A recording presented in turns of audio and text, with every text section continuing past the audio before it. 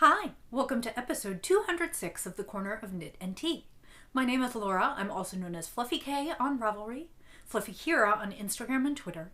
I blog over at thecornerofknitandtea.com, and that's where this episode and every episode show notes will be. I have an Etsy shop called The Corner of Knit and Tea where I sell my handspun yarns, and we have a Ravelry group called The Corner of Knit and Tea. If you haven't come over and joined us, please do, because we have a lot of fun over there. So hi, how are you? Welcome to episode 206. It is Sunday, November 4th. I can hardly believe it's November already. Where did this year go? They say as you get older, the years go by faster. And it is just crazy. I can't believe we were planning out some things this morning, and I cannot believe that Thanksgiving is in just a couple weeks, and then, Christmas will be rip-roaring on its heels. And I am not trying to move the Christmas season up sooner, but I just feel like the end of the year is fast approaching. So I hope that you are doing well and that you are managing to stay relatively calm, despite the fact that the year is flying right by. And I hope that you've had a good week. I have had a pretty good week. It was busy. I managed to drag myself to the gym and then was sore for a couple days afterwards. I went to my old job a little bit. I have been going back just a little bit to help them through, and I think maybe they have someone in mind to replace me. So hopefully that will go well. My new job has been going excellently. And so I'm very happy. Things are going well, and it's been a nice change of pace. It is chilly outside today, overcast, and so I am happy to stay indoors and snuggle. I am wearing my Climbing Vines pullover. I have worn this before. This was my NaKniSweMo in 2010. So we'll talk about today's NaKniSweMo or 2018's NaKniSweMo in the podcast. But this was an interweave knit. It's called Climbing Vines. And at this point, it is a little bit pilly, but the yarn is Queensland Kathmandu Aran, which is just an absolutely lovely blend with silk. I believe the Aran weight is discontinued, although they still produce other weights. And I have my eye on several sweater quantities on Ravelry. Not that I'm really buying much yarn these days, but I could always use another sweater. Anyway, it is a comfy pullover, and I wear it all the time. It's gotten me through a lot of winters, so that's what I'm curled up in today. So let's get to the tea and the knitting. There's been lots of activity and lots of things I want to do. So today's tea I'm drinking, I think I've showed this to you before. This is from Tea Market, which is my local tea store, and it is called Spice Cake. Tea Market produces, each season they produce 4 seasonal blends, and this is one of their seasonal blends. I had not had it before this year, so I don't know if some of them repeat, some of them don't repeat. But it is their fall winter blend.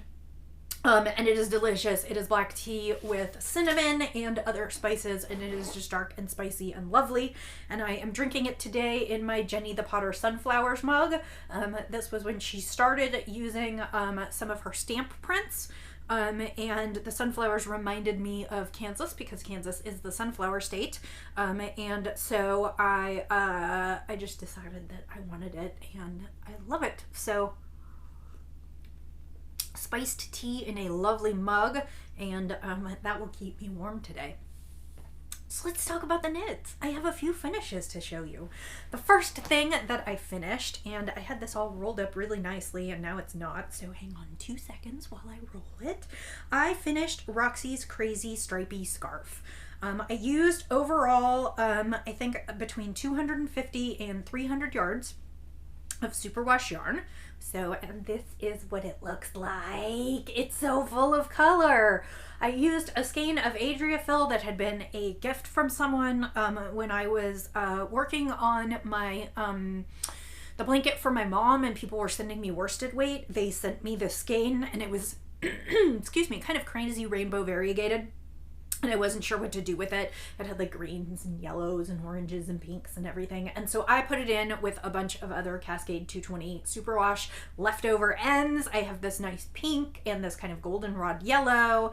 And then you can see I had some blue left over and then some red too. And I didn't quite finish up all of my Cascade 220, but I finished up a good chunk of it.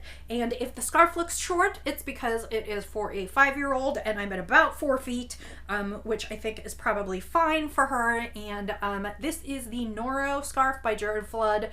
Technically, he claims it's not his pattern, it's just a 2-row. Basically, you change colors every 2 rows. I carried the yarns up the sides. I slipped the first stitch of each row, which is exactly what he suggests. His is in Noro, and it's gorgeous, but I wanted to make this kind of bright and colorful and stripey, so that is what I did. And it's his cast-on stitches with a knit 1, purl 1, so it's like nice and stretchy and ribby and will hold lots of nice heat in the air pockets. Trying to think what else. I used a US 7, which I believe is the needle size he recommends. So pretty much made the pattern totally to his specifications, other than the yarn used and the fact that I didn't make it as long as he suggests.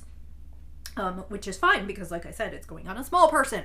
So that is done. Another finished gift item for the holidays, and I'm good to go on that one.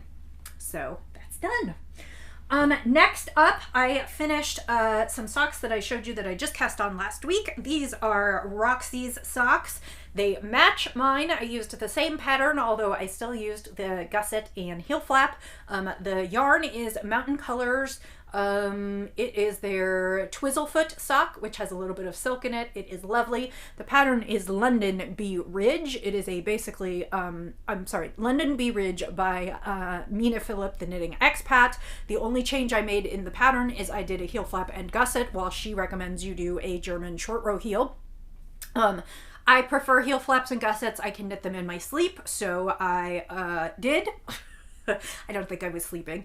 The thing I love about little socks is they go super, super fast, and they are done for her. So, very excited about this. Almost finished all the yarn, just have a few grams left over. So that was really, really nice. And these will also go in the gift basket. I started another pair for her, which I will show you in the whips section, and then I need to do a pair or 2 for her brother, and then I am done with gift knitting for the holidays, which feels absolutely amazing. So the other thing that I finished this week, which is also gift knitting for the holidays, although they are not completely finished, is I finished my husband's slippers. So these are the Men's Felted Slippers by Monique Ray. It is a slightly different pattern than I have used before, and I knit it in Briggs & Little Heritage in the green heather and brown heather colorways. So I made these slippers per the pattern specifications. The only thing I did differently is I added a second sole because my husband requested a second sole. The felted clogs pattern that I usually use has the second sole, and so I decided to do it on these just so it will give him a little more to wear through, I guess. The reason they are not completely finished is because they still need to be felted.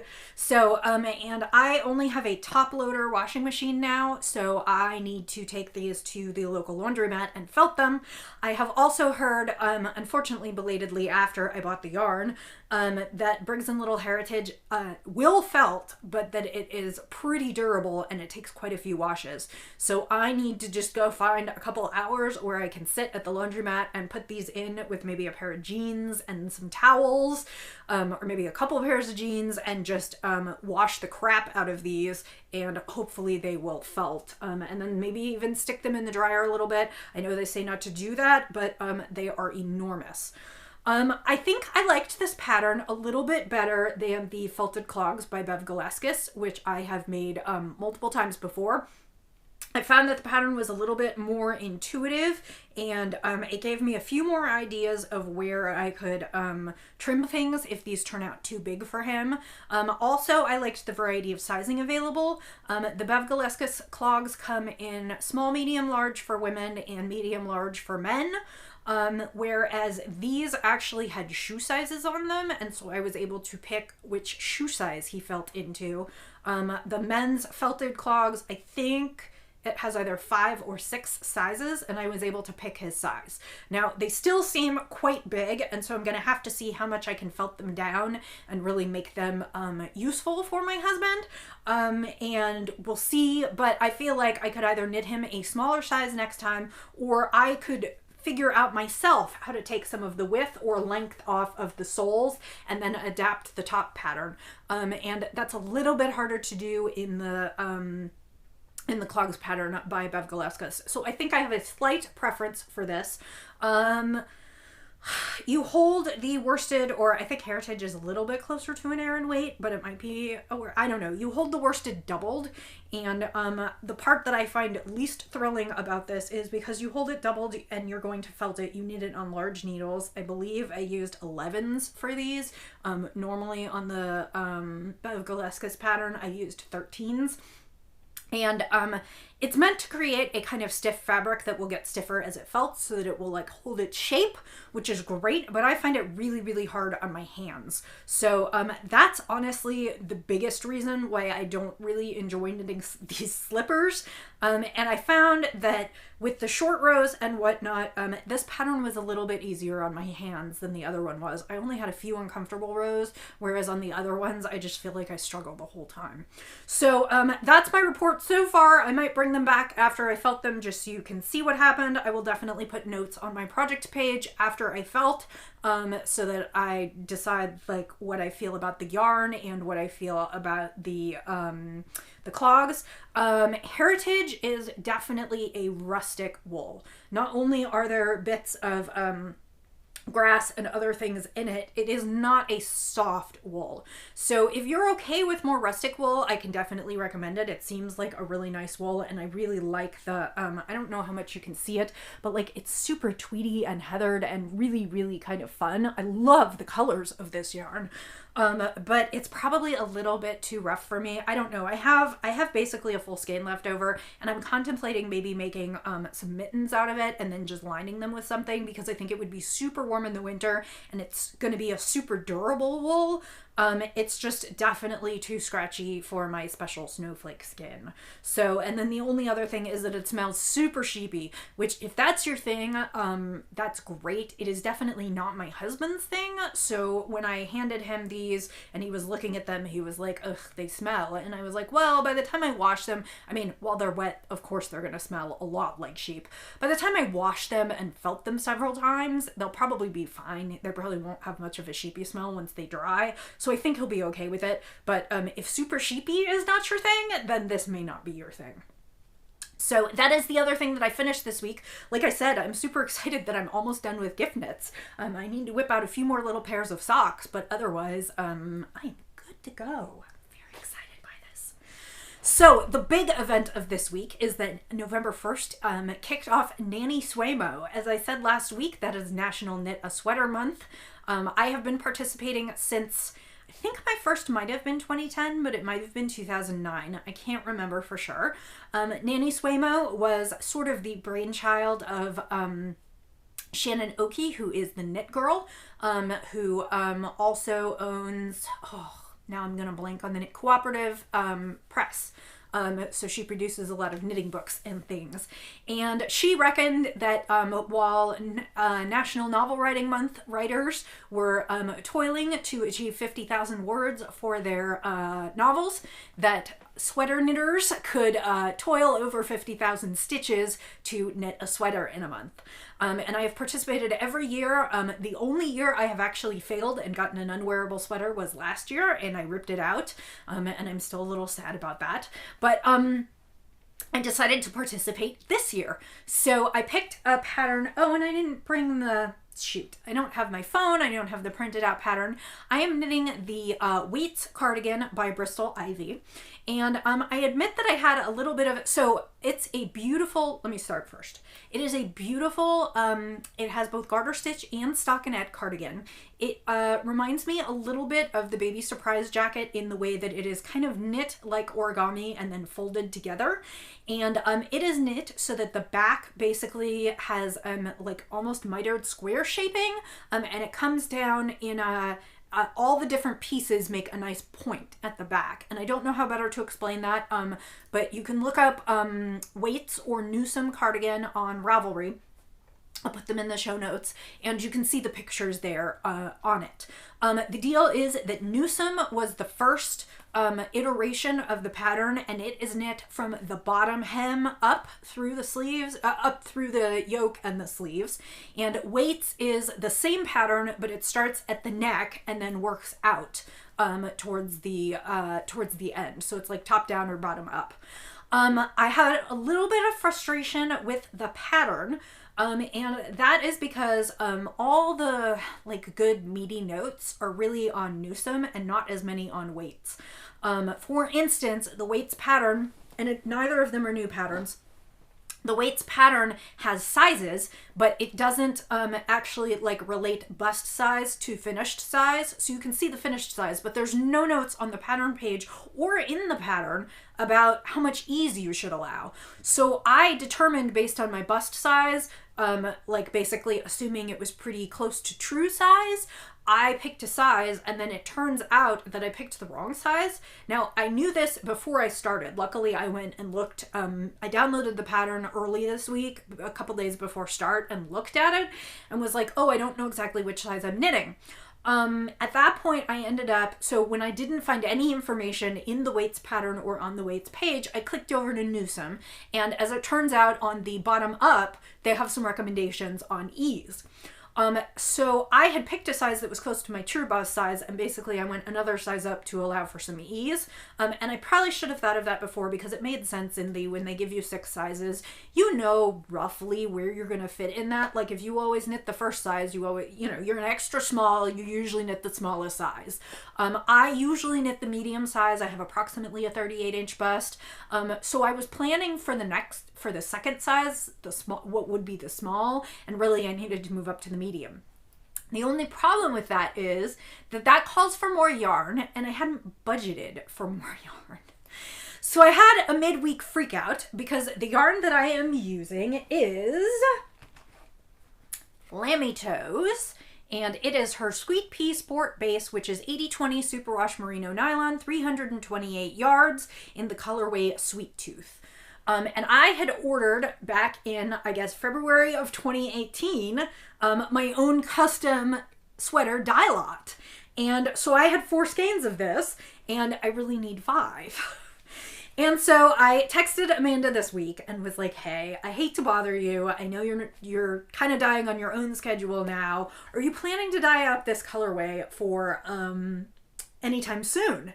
And she was like, well, it wasn't really in my plans, but maybe I'll throw some in the dye pot, but it won't be exactly the same. I know it won't be exactly the same. That's fine. I will alternate skeins throughout and blend it in, but it was lovely. And Amanda, I cannot thank you enough, because I really had my heart set on this cardigan, and I was like, oh, am I going to have to find another color to blend in, which with the cardigan design probably isn't going to be that useful. Like I was trying to decide if I could do something kind of on the edges, but the way it's knit, it's very hard to knit just the edges. And I'm so thrilled. So I wound my yarn and I started my cardigan this week. So I am using the Sweet Tooth colorway, which is a white base, and then it has splotches of red and pink and a little bit of orangey yellow and purple and brown. And garter stitch is the perfect stitch for this, although there will be some stockinette. And so basically the way you cast on is you knit the front neckband first, and then we're going to expand out to get the sleeves and start working down the back, and then we're going to kind of work it into a point. So, and I hope that doesn't give away too much of the pattern, but like I said, it's a little bit baby surprise jacket-ish in that you're just going to knit a whole weird shape, and then eventually you're going to origami fold it together and seam it. So what I did was I knit basically the neckband around, and that is right here. And you can see all the speckly goodness, and I am so pleased with this. And this is about, I cannot remember. I think I'm about 8,000 or 9,000 stitches in. This is knit on a slightly smaller size needle because it is the part that will go right here. So it's basically like knitting your button bands. There won't be buttons or anything, but it's basically like the front button band or front overlapping section. And then I stopped Friday night. I actually didn't knit on this at all yesterday. I'm terrible. I really need to sit down and knit on it today. I hope to get a bunch of hours in. Basically, I stopped because now it is time for me to change needles and start placing markers and start increasing. So I'm very excited about this. This is, again, Lamito Sweet Tooth Weights Cardigan by Bristol Ivy, and this is my NaKniSweMo. And I hope by next week I have a ton more to show you, although because it will be all origami crazy, it probably will look like nothing. It'll just be like a wad of fabric. And what I really love is that certain sections of it are in garter, and then as a contrast, the portion that is like more mitered is in stockinette. So I think that's going to be really, really pretty. And it's just, I wanted something super simple that was going to let the gorgeousness of the speckled yarn do the work. I didn't want anything that was going to take away from that. And I think this will be the perfect pattern. So here I'm just going to get really close and show you how gorgeous these speckles are. And I showed my husband the other night and he's like, it looks like something with cherries. And he was actually pretty impressed. So, you know, and it takes a lot to impress him. So that is my NaKniSweMo. That is the main project I'm going to be working on this month. I still need to finish the kids stuff. But yeah. So it is November 4th. I basically have until Thanksgiving weekend. So I have like 2 weeks to knit 3 more baby pairs of socks, which shouldn't be a problem also because we're going to go on a huge driving trip for Thanksgiving. This year we are heading to see my husband's family in Illinois and then driving out to see my family in California. So it will be a whole crazy 10-11 day road trip. The podcast will be a little crazy scheduled, so I'll probably take the camera on the road with me and record some stuff, but I'll probably be off for 2 weeks around then, but then I won't be off again through the end of the year because I spend the rest of the holidays at home. So the final thing I'll show you, and I switched. I was very happy today. It was very funny because I knit this pair of socks for Roxy, and they were in my Halloween bag. And this morning, once I finished, I actually finished the toe this morning. Once I finished them, I pulled them out, and I pulled out my stashing all the way because now it is time for my Christmas bag. Not because I think like, oh my God, it's Christmas time right this second, but because I don't have a Thanksgiving bag, and so Halloween is over, and as much as I love it, it's time to put that bag away for another year. So now I'm in my stashing all the way. So I have leftovers of Opal Sweet and Spicy. I used this actually to edge my circular blanket last year. I have the leftovers. I don't remember which one this one was, and I don't have the label. It is from the Sweet and Spicy series. I think it's from the second series. And I can't remember what it was called, but I started a little sock for Roxy today, and I really don't have very much because I just started it this morning while I was on a little bit of a Skype with some friends, and so I got through the ribbing and the first, I don't know, I have maybe 1.5 inches. So, but they knit up pretty fast. So, you know, I didn't have a lot of trouble doing the first couple. So this is the third pair that I'm working on for Roxy. I actually did another pair earlier this year. And then I want to do 2 pairs for the little guy. And I decided, so I don't know if I had showed you this. These are the leftovers from my Christmas in July socks. This was Leading Men Fiber Arts. I don't remember what the base was. Do I have it in here? No, I don't. It was Leading Men Fiber Arts, and it was like Christmas lights, Christmas tree, something like that. Oh, Christmas tree. Ha! I do remember. Anyway, I knit up a sock for Roxy and realized it was like crazy huge. I mean, this is much bigger than her feet are. This probably would fit her. I think this is 52 stitches. I knit my own socks at 56 stitches. What was I thinking? Anyway, I knit this one up for her, and I had enough to do a second one, and I was just going to do it and wait. But actually, I think these would be fun socks for Miles, and I have more, like, a lot of these have like purple and pink in them, and I feel like they're kind of girly socks. So I think I'm going to try and do a pair for Miles. If I can get it out of what's left, then I'll just do that. But if I have to rip this one out, I may just rip this one out and make a cute pair of socks for Miles. And then I also have a variegated blue that I used for Hat Not Hate, which I knit a few weeks ago. And so I think those two are just enough to get him a pair of socks. So that's what I will be working on this week. Getting their socks done, and hopefully get most of those done this week. So can hope, right? So that is what I'm going to be working on, along with my sweater. I hope to get a lot of time in on my sweater. So let's go to spinning. My last spin took me until midweek to finish. So last week I talked about how I was knitting, spinning. Let's not confuse the two. I was spinning 2 braids of Hello Yarn, and it was Falkland like berries on a bush, and I had actually spun it before, but I had 2 extra braids, and I wanted to spin it for a Canyonlands shawl, which is by Nim Teasdale. And so I finished it this week. I plied it on Tuesday, and then it took a couple days to wash and dry. And this is my yarn. It is so pretty. I'm loving it. While I was spinning it, I was a little afraid it was a little too Wonder Woman-ish, because there were sections that were kind of orangey yellow and sections that were red and sections that were blue. But now I think it looks kind of like a muted rainbow, and it's got like all these great sections of color in it where things barber poled. I did this as a fractal spin. I had 2 full braids, so I broke 1 braid down into 6 or 8 pieces and spun the short strips, and then I had 1 braid that I spun straight through. I didn't break it up at all, so it was lots of big chunks of color. So basically I have a shawl that should stripe really nicely, and so we'll see how that goes. So I have not calculated my yardage yet, but I think this is probably the most yardage I have ever gotten out of like roughly 4 to 8 ounces. I'm pretty sure that I got almost 800 yards, maybe 850, and that is freaking amazing for me. I haven't actually measured it yet. I mean, I counted the number of wraps as I wound it, but I haven't actually measured the resulting yarn after I washed it. I think that it probably shrunk up a little bit, but Falkland doesn't shrink up as much as, say, Merino or Rambouillet or some of the really sprungy fibers. So I need to do the math, but I think I have plenty to knit my shawl. So that part was super, super exciting. To get back to you on the bobbin mismatch that I showed you last week, the bobbins were mismatched, but not by very much, because when all was said and done, I think I got about 7.9 ounces out of this, 200 and some odd grams.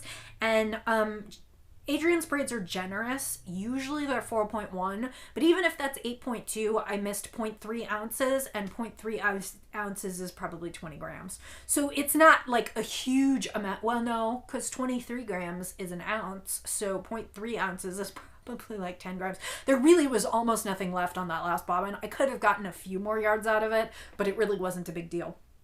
Also, I have been experimenting with plying slightly less tightly twisted, and I really think it's making my yarn really nice and more workable, because while I really, really prefer the look of a tight twist, it makes the yarn a little bit less pliable. And I was sort of heading into, with a few of my skeins, almost being kind of over twisted. This turned out to be a super balanced yarn even before I washed it. So, I was super pleased with how this one came out. My plan is to wind this up. I don't know if I will let myself cast on for, the Canyonlands shawl before I finish the kids' socks. I think I might make myself finish the kids' socks and work on the sweater for now, but this will definitely be coming with me on our Thanksgiving road trip, because I'm going to bring at least a couple projects with me. We have lots of driving. My hands will want different things to knit, and I'm super, super excited about this. I also have all the skeins for my night shift shawl, and which I showed you last week, and I still need to wind those up. I haven't wound those up because this was on my list first, and also because I knew I wanted to do NaKniSweMo, so that might be a December knit. I haven't decided if I'm going to wind those up and take them with me on the trip. It's a lot of skeins of yarn to take with me on the trip, even though we're taking the car, and I think it would be super fun to work on it over the holidays. I may actually just let that be like a December and Christmas knit. So, but I'm super excited to be working working with my hand spun too, because I feel like most of this year, I go in ebbs and flows. It's not that I don't like working with my hand spun, but I get a lot of one-off braids, and I like spinning a lot of different things that I don't necessarily need to knit up.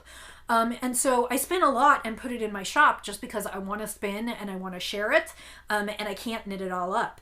But I feel like I've spent most of this year spinning for not myself, which is totally fine. I like that. But when I have projects that I want to do and I want to use my own hand spun, I get excited to use my own hand spun. So yeah. And as far as spinning goes, I'll talk about that in just a second. I mean, I guess we're sort of in spinning. As far as spinning goes, I'm trying to balance. I'd like to get some more skeins into my shop before the end of the year, so you guys have something to choose from if you want to purchase some hand spun.